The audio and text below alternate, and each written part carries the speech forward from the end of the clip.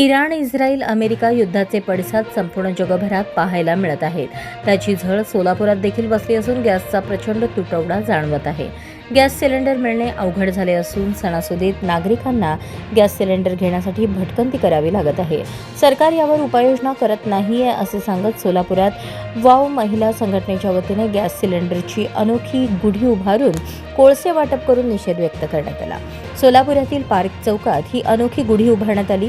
विद्या लोलगे यांच्या उपस्थितीत हा कार्यक्रम संपन्न झाला. यावेळी पदाधिकारी कांचन चौगुले, सायरा शेख, शबाना शेख, मार्ता आसादे, मदिना पटेल, शोभा गायकवाड, स्वाती गायकवाड, गीता मुळे, यशोदा सोनावणे, स्वाती मुकणार, मनीषा नलावडे, मोनिका सरकार, सारिका लामकाने यांनी प्रतिकात्मक गॅसची गुढी उभा करून आरती करून सर्वांना कोळसे वाटप केले. सर्वप्रथम आपल्या माध्यमातून आणि आपल्या सर्वांना आणि आपल्या सर्व बांधवांना जे काही आपले प्रेक्षक आहेत त्यांना सगळ्यांना गुढीपाडव्याच्या हार्दिक शुभेच्छा. आम्ही आज इथं सिलेंडरची गुढी उभी केलेली आहे, कारण सध्याला सिलेंडरच्या तुटवड्यामुळे अन्न, वस्त्र, निवारा या मूलभूत सुविधेमधील अन्न जे आहे ते शिजवण्यासाठी खूप मुश्किल झालेलं आहे. लोकांना घरी सिलेंडर मिळत नाही आहेत. प्रत्येक गॅस एजन्सीच्या बाहेर रांगा लागलेल्या आहेत. 2-2 किलोमीटरपर्यंतच्या रांगा आहेत. 3,000-4,000चं वेटिंग चालू आहे. आणि हे का उद्भवलं आहे तर आपण आता सरकारला दोष देण्यात पण काही अर्थ नाही आहे. आपण सगळेजण बघतोय की इराण आणि इस्रायल या दोन देशाच्या युद्धामुळे सगळेच देश भरडले जात आहेत. आणि हे देश भरडले जात आहेत का तर ह्याच्यात सगळ्यात महत्त्वाचं म्हणजे गॅस टंचाई होत आहे.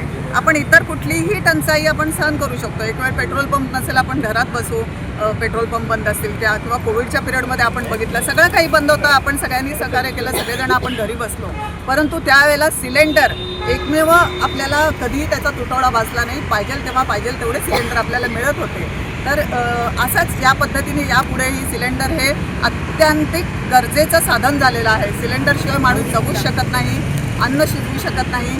आणि त्यामुळे आम्ही सिलेंडरचं गुढी उभी केलेली आहे. कारण की जेव्हा प्रभू रामचंद्र अयोध्येला आले रावणाचा वध करून, तेव्हा तिथल्या नागरिकांनी गुढी उभं करून त्यांचं स्वागत केलेलं होतं. तर आम्ही पण असंच रामचंद्राच्या चरणी आज प्रार्थना करत आहोत की भविष्यात कुठलीही टंचाई येऊ दे, परंतु गॅस सिलेंडरची टंचाई कधी येऊ नये. त्याच्यासाठी आम्ही ही गुढी पेढे लाडू वाटपाऐवजी कोळसा वाटप केलेला आहे. हां, कारण की आता लोकांना सिलेंडर नसेल तर दुसरा पर्याय काय, तर पूर्वी आपण कोळशाने चूल पेटवूनच स्वयंपाक केला जात होता. तर आता नागरी पुरवठा मंत्री छगन भुजबळ साहेब यांनी सांगितलं की पेट्रोल पंपावरती आम्ही केरोसिन देईन, कोळसा उपलब्ध केला जाईल. त्यामुळे आज आम्ही एकमेकींना कोळसा देऊन की इथून पुढचे दिवस हे आता कोळशाचेच आहेत, चुलीवर स्वयंपाक करा, हेल्दी राहा हा संदेश देण्यासाठी आम्ही आज